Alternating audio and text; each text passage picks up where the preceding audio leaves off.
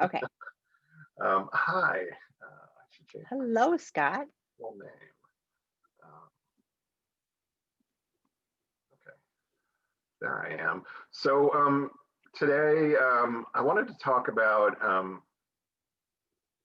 I have a lecture that I do sometimes with the guys at our treatment center.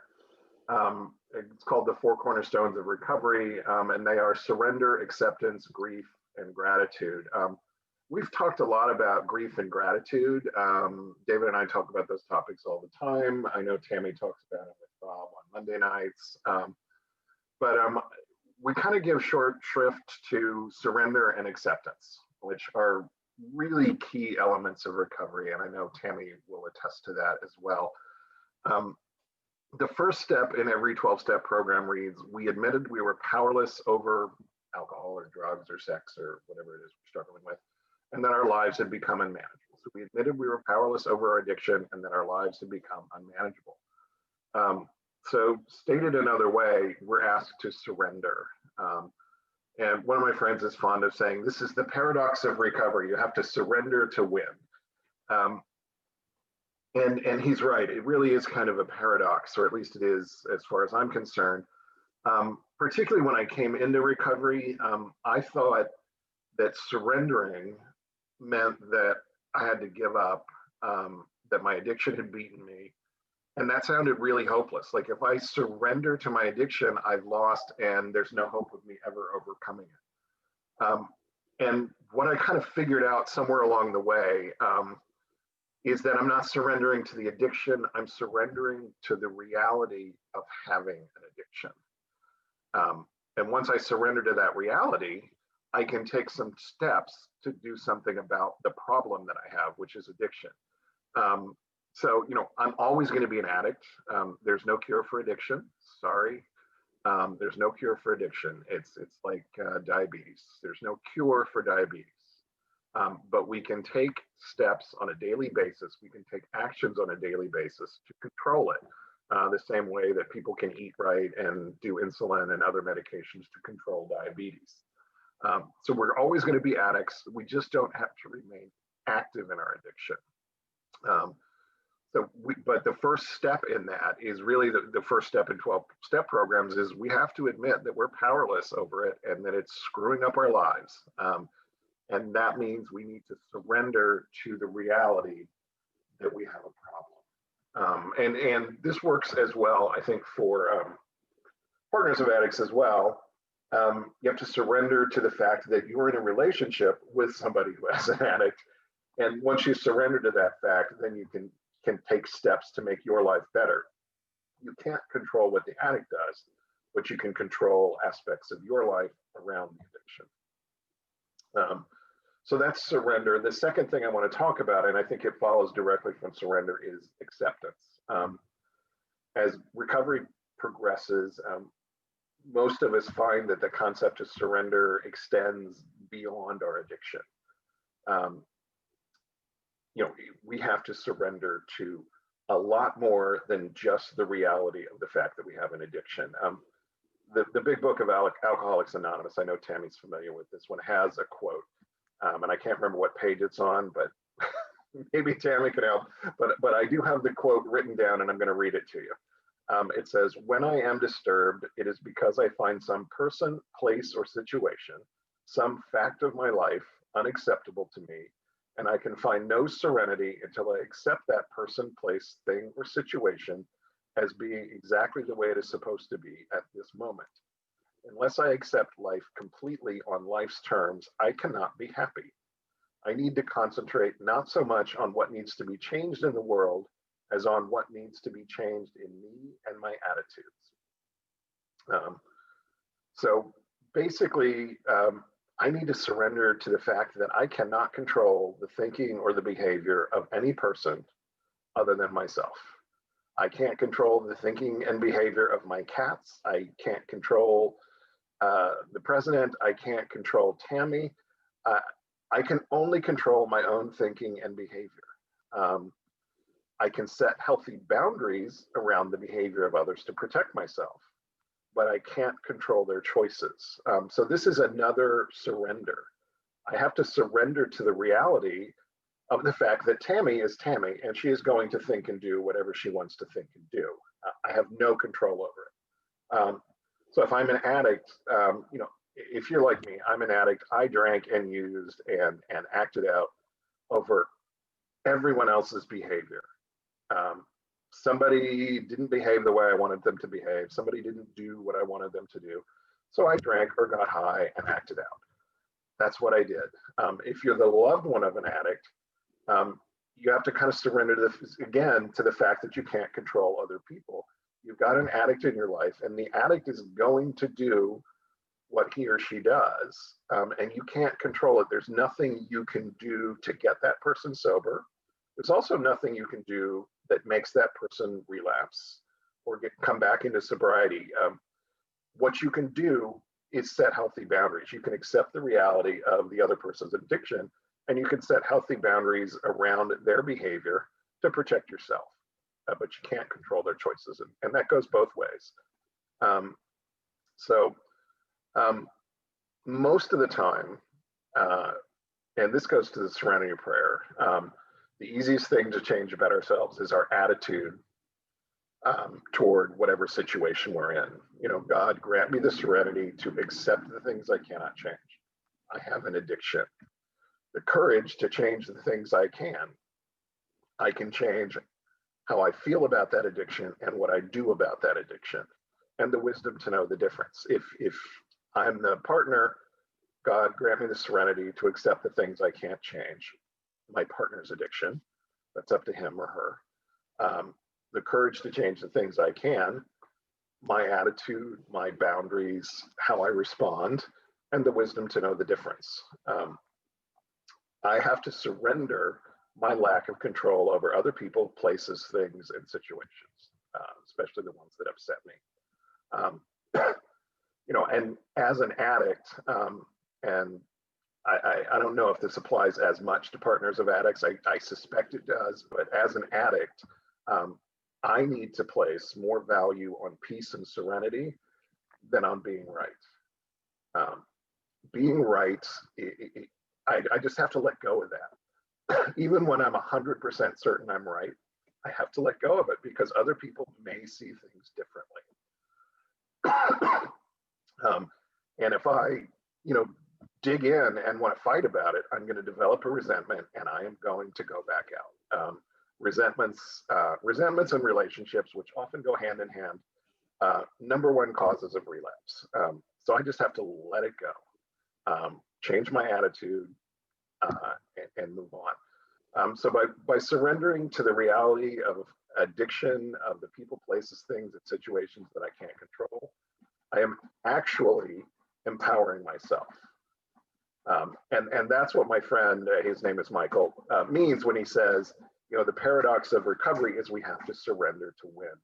When I surrender to my addiction, the reality of it, and to the people, places, and things and situations that I can't control, which is everything outside of myself, I empower myself and give myself a chance at sobriety and a happier life.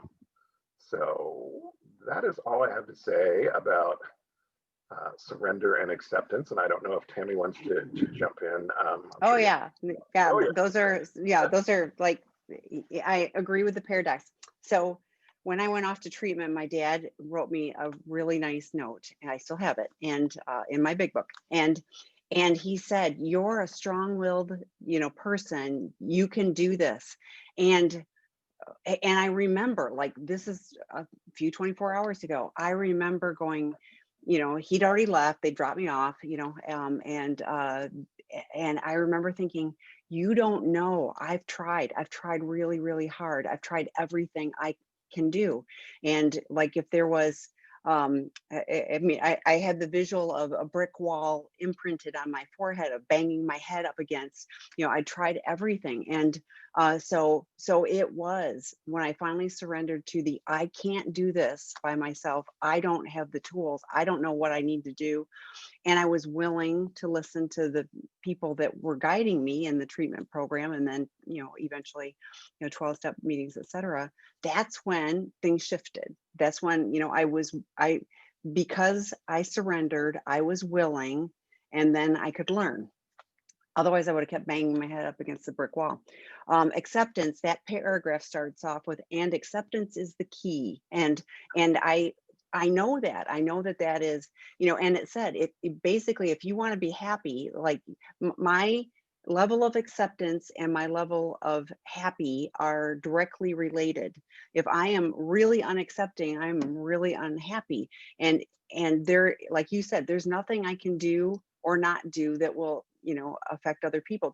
If somebody's asking me, what do you think, I can share, what I'm thinking or my suggestions. But, if I just say, Scott, you should, whatever, you are most likely going to go, talk to the hand, I'm out of here, So it's, so I really do find that my version of the Serenity Prayer is, what do I have control over? My actions and reactions. It isn't even necessarily my feelings, because I may still carry that feeling for a bit, but I can, in that moment, adjust my actions and reactions. I would rather act than react. And I know that for me. So anytime I'm reacting, I'm probably causing a problem that I'll have to make amends for later. So if I can just slow it down and go, I have no control over those people, places, whatever, which doesn't put me in the victim stance, because I hate being in the victim stance too. It just, what do I have control over? Only me and my actions and reactions to the situation. And I can be miserable and whine and all that. I can choose to do that. Or I can go, okay. Yeah, and I've talked about this before with COVID, like, that's been challenging for me. What I had to, because I felt like all my choices had been taken away, everything, blah, blah, blah, down the little hole of, swirly hole. And I went, wait, no, I have choices. I have less choices, but I still have choices. And that was very empowering to me. And all that did was that shifted my reaction to the situation. It didn't change the situation at all. It's still the same, but my reaction to it, my actions, improved, and therefore my level of serenity, which is something, that is really important to me. You mentioned it too. The surrender was not just to the addiction. It is that all encompassing. I have no control over people, places, situations, any of those things. And the more I learned about that, it wasn't just about, stopping the acting out, stopping the behaviors. I mean, I hear it from lots of people, and I'm grateful, and there often is the language of, I need to kick this. I need to get control over this. I need, all of that. And, I try to help explain, the more you try to control it, the more control it has over you.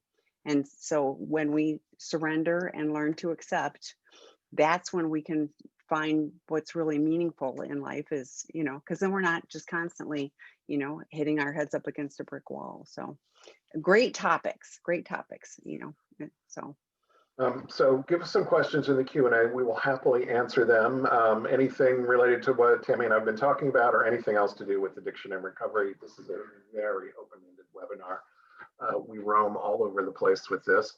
I did want to point out some things that Tami said. Your dad wrote you that note that says you're strong-willed and you can do this. And willpower versus addiction.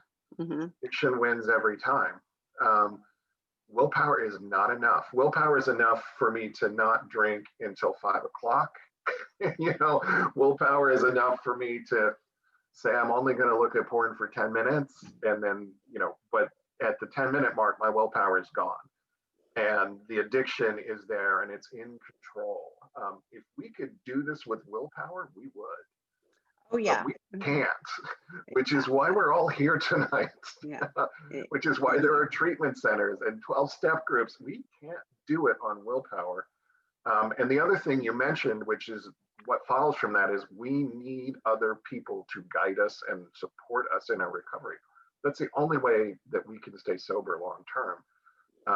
Johann Hari's TED Talk, the opposite of addiction is not sobriety, it's connection. Connection is what keeps us sober.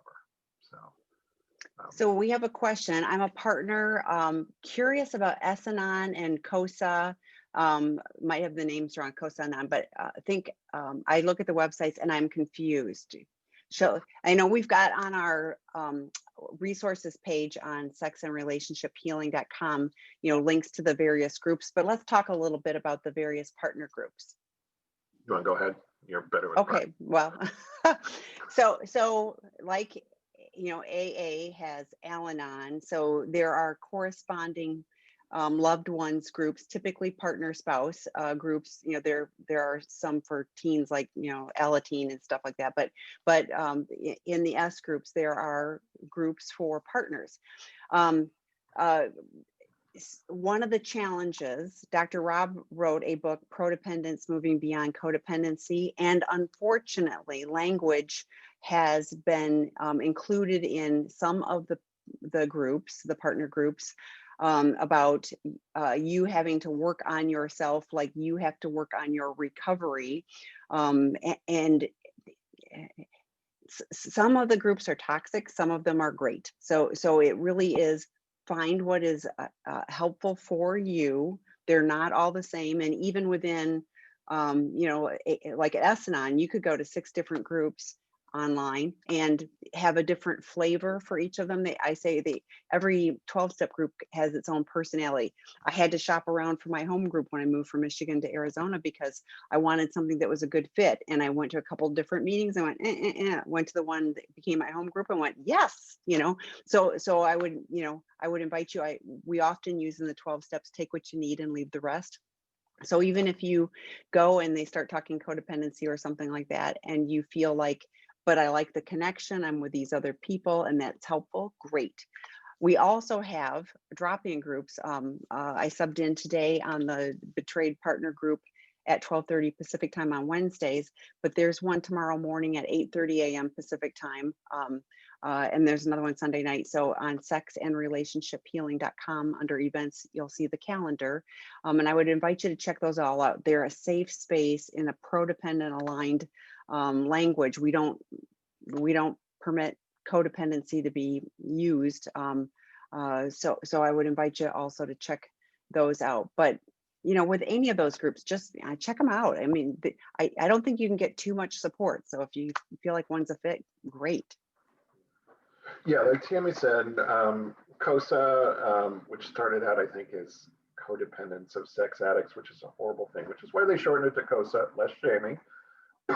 And Essanon are 12-step-ish support groups for partners and loved ones of sex addicts, porn addicts, love addicts. A lot of the groups will have a codependency flavor to them, which we are not fans of. Codependency is sort of blaming and shaming. It sort of puts the onus on the partner for being in there's something wrong with you, otherwise you wouldn't be in relationship with this person, and you're probably doing things to further the addiction. We really don't like that. And we don't think it's often true, which is why Dr. Rob wrote Codependence. So look for a group that doesn't do that, that doesn't blame you for someone else's problem. And it's okay to love somebody with the problem. I mean, how can you not love your husband or wife or child or parent? You're not going to stop loving them because they have a flaw. And codependency sort of says you should, and prodependency says no. And even if it's a flaw, learn how to do it better. Yeah. Even if it's a flaw that's deeply wounding to you, I mean, that doesn't, Dr. Rob talks about ambivalent love. I love him, I hate him, I love him, I hate him. True. All of that is true.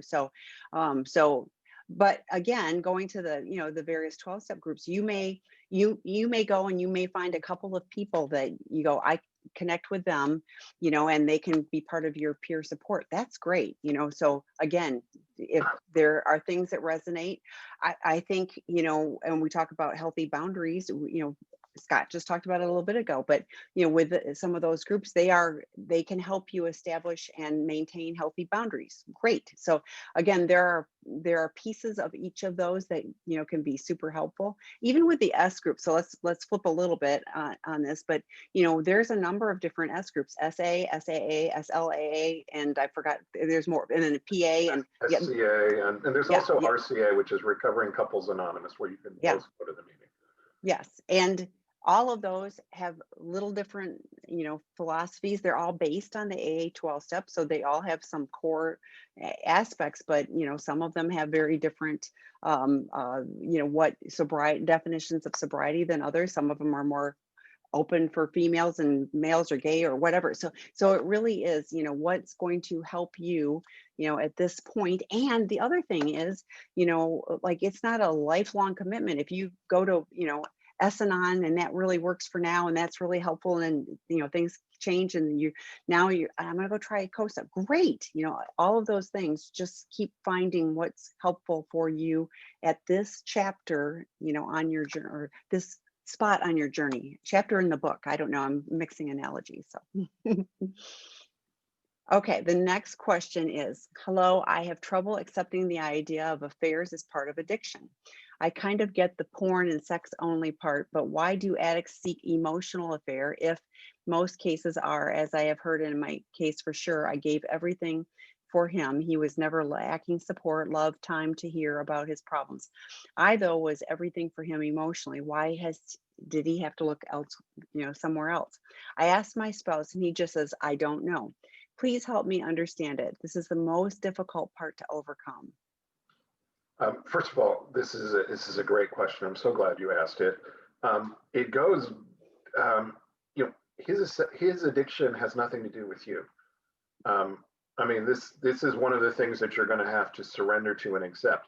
His addiction has nothing to do with you. You could have been the absolute perfect wife, but his addiction is not about you. It's about him. Addiction is an emotional escape. It is a numbing out.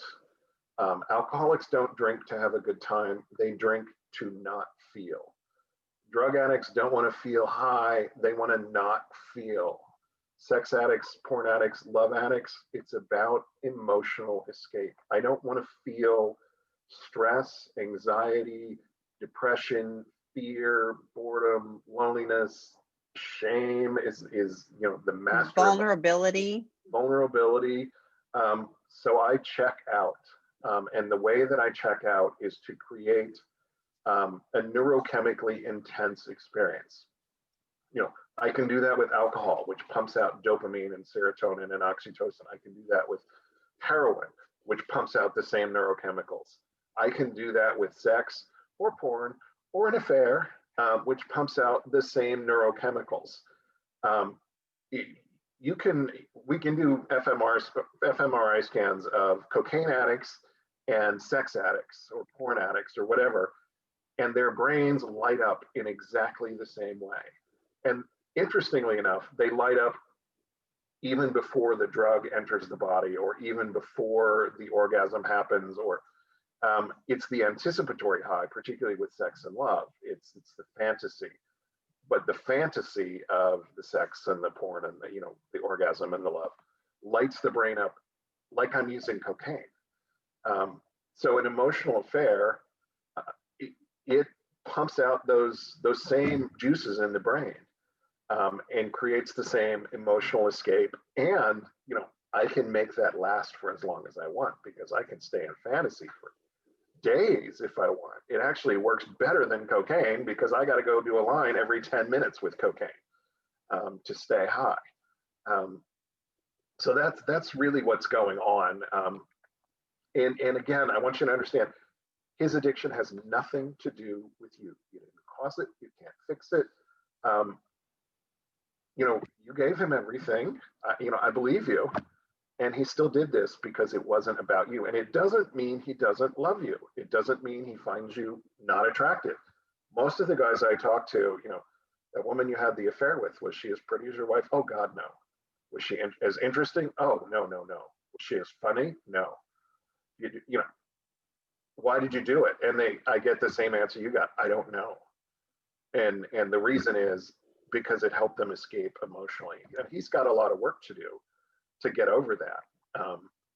But he can do that work, and your relationship can be better than ever if he does that work. So Tami, turn it over to you.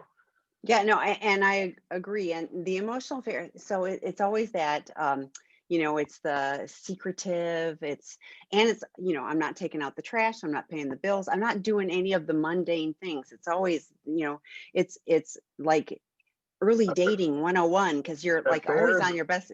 Yeah. Affairs are pure fantasy, because if I'm having an affair with Tami, all we get is the good bits. you know, the dinner and the sex and the flirting and the, you know, yeah, there's no taking out the trash. There's no, you know, cleaning the cat litter. She puts the spoons in, you know, spoon down, and I put them in spoon up in the dishwasher. I know couples who've broken up over that.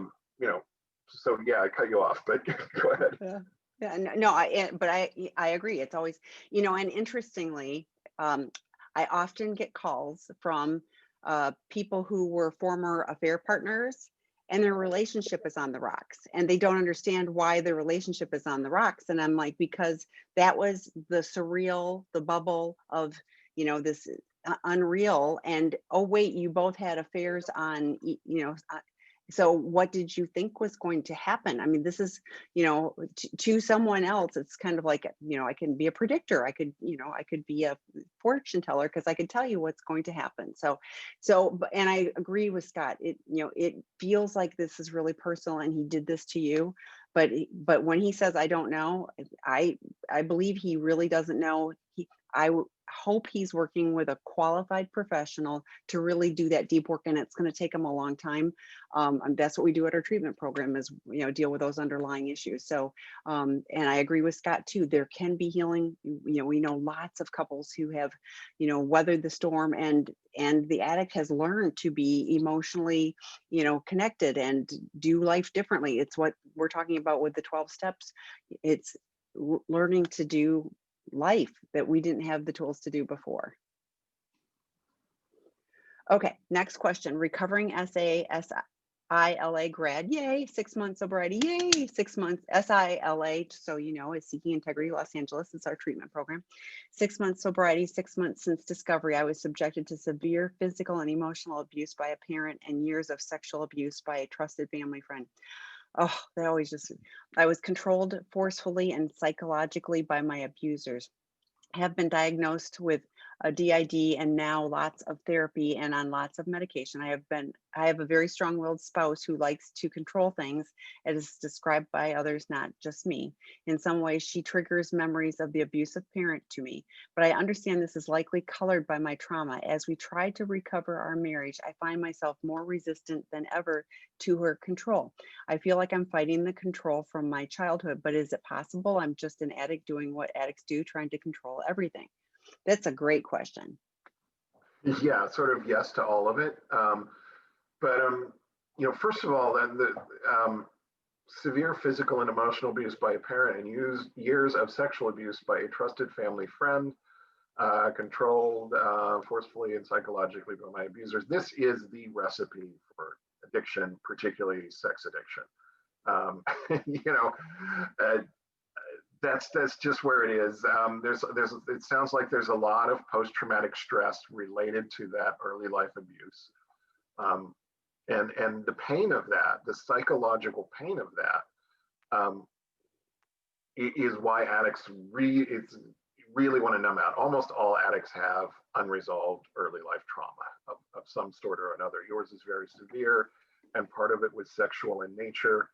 Of course, you're going to have post-traumatic responses, one of which is going to be numbing out with addiction. And because you learned about sex early, you know, there is an element of pleasure. There's also an attempt to take control over abusive situations. We tend to reenact our trauma, et cetera, et cetera, et cetera. That's not really what the question is, but I just wanted to acknowledge that this is the recipe to land in this webinar, right there, boom. In terms of having a spouse who triggers memories of a parent and past traumas, that's what we call post-traumatic stress disorder. You're responding to something that happened, you know, when you were a child, and usually it's as well as what's happening in the moment, and usually it's an overreaction because what happened to you as a child is embedded in your brain, and it's rising to the surface as if it's happening all over again. So even though your spouse really means well, it's triggering an experience where somebody maybe didn't mean well, or didn't care, or whatever. That's what post-traumatic stress disorder is. As we try to recover our marriage, I find myself more resistant than ever to her control. I think that's kind of a normal reaction, but it's a trauma reaction, probably more than it is her. You know, you've obviously kind of accepted who she is, and if she's a, you know, some people are more controlling than others. That's fine. You know, I love to travel with controlling people because when I'm traveling, I don't like to make decisions. I just want you to say, we're going here today, and here's where we're going to eat, and I'm happy. So I love controlling people when I travel. I don't want them in my house for longer than a day, but traveling, I'm good. So we all have different levels. Addicts, is it possible I'm just doing what addicts do, trying to control everything? Yeah, it is possible, but it's also possible that you're having some trauma reactions that are very legitimate, even though they're not tied to what's happening in your life today. You know, addicts, Tami, I'll let you talk for a minute, and then we'll talk about denial maybe a little bit. Yeah. So one of the things I thought of is I can't help but wonder if your spouse was, you know, had to control things because you were probably not showing. Most addicts don't show up in the ways that they need to. So it creates this a gap in the relationship. So somebody is more parental, somebody is more childlike in the relationship. I don't know. I'm, you know, because this is anonymous, so I'm just making this up. But so I wonder if that, and then that's continued. Now, also from a partner standpoint, if we're looking for safety, I love that you have 6 months. I'm going to also say, but it's only 6 months, you know, so if there's this whole long history of, you know, of not, you know, being sober and not being trustworthy and all of that, 6 months is still pretty early on the scale from that standpoint. So both things are true. Yay, you have 6 months, but it's also, you know, from the partner standpoint going like, this is still early and this could all fall apart, et cetera. So there are so many tools, and we've talked about this on other webinars. One of the things I love to use is the story I'm telling myself. So perhaps you use language, so it's not confrontational. It's like you're parenting me. It's this, what, you know, the story I'm telling myself when I hear you say this is that you are, you know, are trying to control the situation. I can understand, you know, why you might have been doing this, but, you know, is there a way we can do this differently? You know, John Taylor last year, I think, did a webinar on negotiating. And so I think that there are ways to have a conversation about this is, you know, this is hitting me in this way. Troy Love does his webinars, and he talks about attachment wounds and things like that, you know, and there's all these different voices that come up. So I think both of you, you know, Troy Love's webinars, you can find them, the previously recorded ones, on sexandrelationshiphealing.com. In fact, that link I put in on the resources, there's previously recorded webinars. I would invite you to take a look at that, but you know, those voices are really powerful. And if you can acknowledge, okay, that's the judge, that's the, you know, whichever, you know, thank you very much, but I'm going to, you know, I'm going to choose to do this, you know, as my adult. But this feels, if you don't have a qualified professional that you're working with as a couple, it may be worth at least a few sessions just to help open up the communication, you know, and navigate it. I you know, I see a lot of hope, and I think it's just, you know, she may be coming at things the same way she was, or and feeling your resistance, so pushing a little harder, and you're, you know, so you're getting into the struggle, but you're here and you're asking questions, and that's really good. And I really do believe that with some communication, you guys can navigate to a different level, and even have a safe word and just go, you know, like, this is too much. Like when I hear you saying this, you know, I just need a little space and I need to, you know, regather myself, call my sponsor or whatever, you know. But having those conversations when you're not in the heat of the moment is, I think, very useful. And now to just go to kind of the little bit that's left here, this question, is it possible I'm just doing what addicts do, trying to control everything? This is why I wanted to talk about denial, because this is what addicts do, particularly in active addiction. Rather than surrendering to and accepting reality, we try to control reality, which means we minimize, we rationalize, we blame, we externalize, we come up with 100 different reasons why it's okay for us to do this. If somebody else was doing this, they'd be nuts, but it's okay for me because fill in the blank. And this is how we try to control reality. Some of you have probably heard the term gaslighting, where not only am I trying to control my reality, I'm trying to control your perception of my reality. You know, I will lie to you and lie to you and lie to you and insist and insist and insist that I'm telling you the truth and that the problem is with you. And that's kind of abusive for me to do. But as an addict, you know, I don't mean to be abusive. What I'm trying to do is control reality so that I can protect my addiction, protect myself, not be vulnerable, you know, not feel my shame, all the things we talked about earlier that drives an addict to addiction. So we try to control reality. And that's what we do with the addiction as well. The reality is I'm feeling bored and lonely. I think I'll look at porn for 6 hours and then I won't feel bored and lonely. I'm controlling my reality, which is I'm bored and lonely. And as soon as I'm done with the porn, guess what? I'm bored and lonely again. It doesn't fix anything. It just controls my perception of reality for a little while. And that is what addicts do. It doesn't sound like that's what you're trying to do here, but I wanted to bring that up. But I feel hopeful for you guys, so hang in Yes. there. Okay. So the next question, D-Day for my partner and I, this is the sex addict, was 45 days ago, and I'm relatively new in recovery, but you're here, yay. I'm currently having trouble sitting in the fire with my partner, but specifically after I feel physically, emotionally, and spiritually drained. We've spoken from 8 p.m. to 4 a.m. recently. I know. I constantly tell myself to take her anger, but I do not know when things get toxic.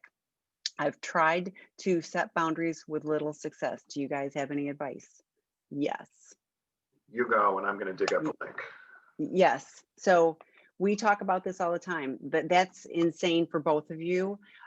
Having regularly scheduled times and not those marathon, I mean, that's 8 hours. Like, of course you're drained, and you started at 8 p.m. You know, maybe it's from 7 to 7:20 on Tuesday and Thursday and Saturday nights, whatever. 20 minutes. And it can't be, I'm going to bring it up at noon and whatever. It's like, this is the time that we've set, and we're going to have 20 minutes. And I'm going to take in, you know, I'm going to hear, and I'm good, you know, I'm going to be okay. And then, you know, we can come back to it the next time, or I can have some thoughts on it. But the constant, always feeling like it's going to come at from anywhere is problematic for both of you.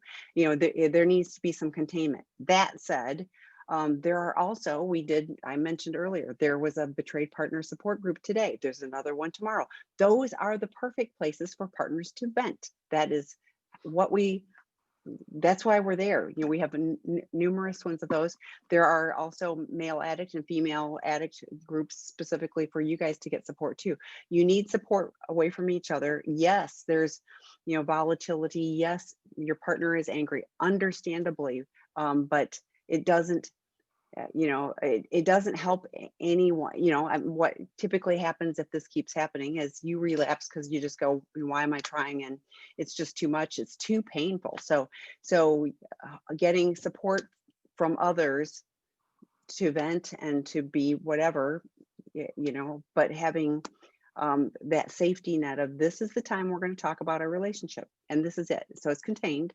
And if you need a higher level of help, there's qualified professionals that can help you both, you know, navigate that too. So thoughts? You put a link in, right? Yeah, I just popped a link in. It's to an article that we've got called, it's a sample conflict resolution agreement. I think it's on our sex and relationship healing site. And a lot of what's here, Tami just mentioned, but a couple of points that it makes, and I urge everybody to check this out, not just for romantic relationships, but for any problematic relationship. The first thing you need to do is realize that you're on the same team. You're not fighting each other, you're fighting the problem. That helps a lot. We're on the same team. The problem is sex addiction. Let's figure out what to do about it. You know, give yourself, you know, limit discussions of loaded topics to like 20 minutes. You can use a timer. That's okay. It's actually healthy. Do it. If it gets too heated, say, you know what, let's take a time out for 15 minutes. I'm going to walk around the block and then let's pick it up. Don't discuss these topics before 9 a.m., after 9 p.m. Don't do it in front of the kids. Don't do it in public, etc. no name calling, try not to use foul language, etc. You know, there are ways to have productive disagreements. There are ways to have a productive fight. Having a fight is actually really good for your relationship because it helps the two of you get to know where I end and where you begin. And, we find boundaries, we find our differences, and we learn to surrender to and accept each other's differences and maybe even celebrate them. Life would be boring if we agreed on everything. But there are ways to do it where it gets toxic, and there are ways to do it where it could be really productive. And couples therapy can help. You're 45 days in, you're talking to each other. That's great. I mean, that's great. On some level, yes. But I also think using, like Scott, what I heard you say was, I mean, and just so you're taking in what I hear you say is it really bothered you, da, da, da, da, da. Is that true? Yes. And if you said, well, that wasn't exactly what I meant, but then it's a dialogue and it isn't just, toxic, coming down one-sided. So Scott, I want to hear you, so I'm going to sit here, look at each other. We're going to look at each other and we're going to have this conversation. But I love that and I think it would be great I'm going to remind us that we're on the same team and we have this issue. So how are we going to resolve this? What a great, I hadn't heard that one. I apparently had missed that blog. So that's number one. That's the number one thing. And it's Dr. Rob's respectful conflict agreement, but that's the one thing. We are on the same team. So let's stay on the same team so that we can fight the problem. So Tami and Scott, thanks so much for all you do. My porn addict husband has been sober for about 9 months. Yay. And has more recently began more of a recovery approach for him and our relationship. Oh, that's so good. He attends SA meetings twice a week, has a sponsor he talks to daily, and we both have counselors that have gotten us through three disclosure letters. That's a lot. Question, I think that might be the process of one disclosure, the disclosure. Oh, thank you. Of the response. Okay, that makes sense. Yes, I was, yeah, okay, thank you for clarifying. Question, as it feels like we may have made some important steps to get to the other side, curious to hear what your thoughts are about how quarantine may impact how my husband will react when getting back out to the real world after COVID. Will the lack of opportunity to check out women during quarantine help reset the brain, impact neuroplasticity so addicts more solidly in a healthy pattern, or will the addict be more susceptible to being overwhelmed by body parts when we all get back to going out again? That's a great question. Yeah, and I'm a sex addict, so I can answer this with some amount of authority. You basically ask two questions. Will the lack of opportunity during quarantine help reset the brain? And the answer is yes.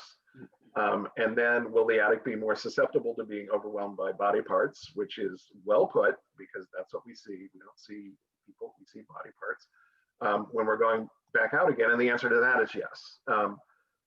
The brain does reset. It does move back toward baseline. It takes a year or two for a sex addict's brain, depending on the age. Younger addicts tend to get back to baseline quicker. But yeah, it takes a year or two really for the brain to get back to kind of normal. But we're always an addict. There's no cure for addiction. I am always going to be an alcoholic. I am always going to be a drug addict, and I'm always going to be a sex addict. I am always susceptible to any of those things if my guard isn't up. So especially when quarantine ends and, if you're going to the beach and there's going to be people there in a bikini, he needs to, or I'm assuming he, I could be wrong. Oh, you said he needs to check in with his sponsor before the family goes to the beach, and maybe check in with his sponsor while the family's at the beach, and then check in again with his sponsor after you guys leave the beach, that kind of thing. If he's going to the grocery store, he needs to have his guard up. There are people at the grocery store. Some of them will say, hey, is this melon ripe? And, they start a conversation as a sex addict, they say, is this melon ripe? And we hear, hey, let's have sex. Because we still have that filter in our brain, and it's going to be a little longer. It's been 9 months, which is great, but it's going to be longer than 9 months before that sexual filter loses its power. So yeah, the addiction is, the brain has reset some, probably not fully, and triggers pop up out of nowhere all the time, and they can be powerful, especially if we don't have our guard up. So, but having your guard up, doing the things that we need to do for recovery, and knowing, like, and I've shared this before, but this is a while ago, but my husband, unbeknownst to me, was making a beer chicken, and there's beer around the house. I don't care, but there was an open glass of beer to be used in a sauce or something. Unbeknownst to me, I opened the fridge. First thought was, there's open beer. I could drink this. I mean, honest to God, it was like this. And then I just laughed. Forever. Yeah, I just laughed, because now I go, oh yeah, that, so having the thought, but having it skate away. And then I told my husband, now he had like, oh my God, I should have. I was like, no, this is on me. I thought it was funny, because like, oh my gosh, after all this time to have a weird thought like that. But it literally was it thought, and then the second thought was, yeah, really bad choice. So because because we're doing the work, you see that he's making progress. That's great. And it's always a process. And again, like Scott said, I don't let my guard down. I still do things for my recovery, every day. I don't go to a 12-step meeting every day. I don't do that. But I've got my readings. I've got stuff I do to make sure that I'm connecting to recovery, because I don't think even after these many 24 hours that I'm immune, and that, because I've heard of people that have relapsed after, because they quit doing what was working for them. They decided they were cured, or that whatever, I don't know. I'm not willing to be one of those. So encouragement to you, and encouragement to him. There's, absolutely, who knows? I think it's going to be a weird world going into 2021, but as long as we're diligent, and we're keeping we're keeping our recovery resources, I think he can do very well. Yeah, but just to reiterate the point Tami made about the open beer in the fridge, when California legalized marijuana a couple years ago, I thought, this is awesome, I can get high again. That was my first thought, and I was like, no, I can't. It took me about 2 seconds to realize, oh my God, no, you can't. But my you first could, thought but was, you're it's choosing legal. not Woo! to. Exactly. Yes. Yeah. So therefore, it's okay. Yeah. No. So, yeah. It's just goofy brain stuff. So yeah. Okay. Next question: how long should a partner attend an S-Anon meeting? You take that one, and then I'll take the other end, which is, how long do addicts have to go to meetings? Yes. So here's the deal: if you're finding it to be a fit, and you're finding connection, and you're finding support, great. As long as those are going. And you know what? S-Anon, any meeting needs people who have been around for a while, and have success. Because if it's always, these are the people that are just showing up for their first meeting, there isn't long-term healing in there. So I think it's important, if you found support, and you can be there to extend the hand to the next person that's coming in, and give them hope as well, and support, great. That's my thoughts on that, but I know what you're going to say. Yeah, well, addicts always ask the same question. How many meetings a week do I have to go to, and how many meetings do I have to go to before I'm well? And my response is, well, how many days a week did you get drunk or high or act out? Oh, well, every day. Okay, well, then you need to go to a meeting every day. But I can't do that. I don't have time. Oh, you were spending 6 hours a day looking at porn, but you can't carve out an hour to get to an SAA meeting. Okay. We have that conversation, and the other half of that conversation is, how long do I have to go? And my answer is, how long were you an addict? If you were an addict for 20 years, you might want to think about 20 years and then reassess. But for me, Tami and I both been sober a long time. She's been sober a lot longer than I have, but I've been sober a long time. I still go to meetings regularly, not because I have to go, although I do for my sanity have to go. I go because I want to go. I enjoy them now. I have made friends. I have connected. You know, we talked earlier about the opposite of addiction is connection. Well, guess where I found my best connections? In 12-step meetings, because these are the people who have the same problems I have. They understand the crazy that comes out of my mouth. They get it. They've been that crazy, so they understand that crazy. You know, I enjoy going to meetings. I enjoy giving back at meetings and being sort of the voice of reason. You know, my Saturday night group, which we haven't been able to meet in person since early March, and I really miss it, but it is jokingly known around town as the poorly behaved old timers meeting, because it's about half the room is poorly behaved old timers, which means we crosstalk, we laugh, we joke. It's a bunch of gay men mostly, and we're just a little over the top sometimes. But newcomers love to come to the meeting because our sobriety is really, really strong and we have fun. And that's the example they want to see. They want to see old timers smiling. They want to see old timers who are sober and not struggling on a day-to-day basis for the most part, having a good time and helping them, reaching out to them. And you know, sometimes old timers have bad days, and we can get really honest in that meeting when we do.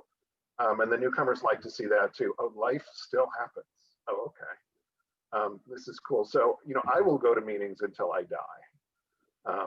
You know, that's when I'll stop going to meetings, is when they, you know, burn me up and scatter my ashes. Because I get to, it's a gift for me. And it also helps me keep my head screwed on straight. More than a week without a meeting for me, I get crazy. I don't know how long you can go, Tami, but my limit is a week. If I haven't been to a meeting, I start to get really crazy.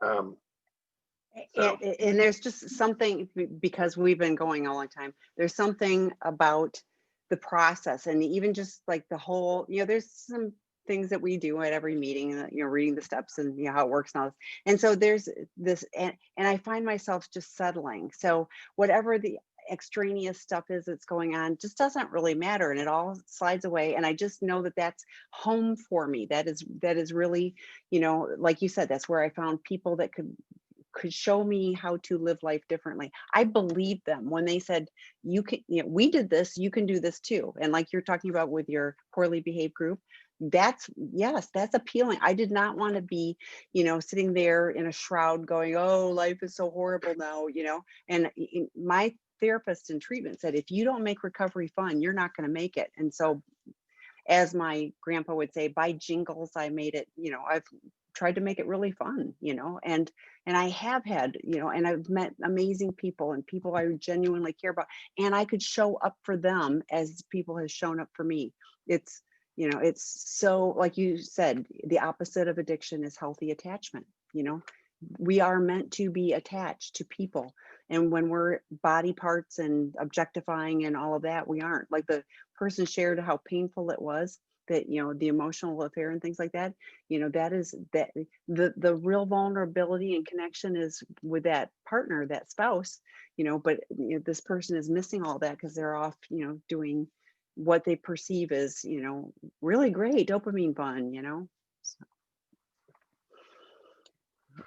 well, I think we wrapped up in the evening. So this is like this is the last webinar for 2020. Yeah. So goodbye 2020. Yeah. Can't say I'll miss it. Now, there have been good things. I was going like, you have to find a gratitude list even for 2020, and I have, you know, I do have gratitude. So I'm And the last question in asked that. if we recorded this. Yes, we did, and I will get it posted on our YouTube channel tomorrow in case people want to revisit it. The YouTube channel is called Sex and Relationship Healing. Very easy to find. Yes. Yes. Oh, thank you. It says, thank you guys for all you do. SILA changed my life. Yay. Recovery changed ours. We're just giving back. So. Okay. Thanks, everybody. Thank you, Scott. Thanks for joining us, Tami. Thanks for filling in. Appreciate it. Always happy to. I really do enjoy anytime we do these together. So thank you. Okay. Bye. Thanks. All right. Good night, all.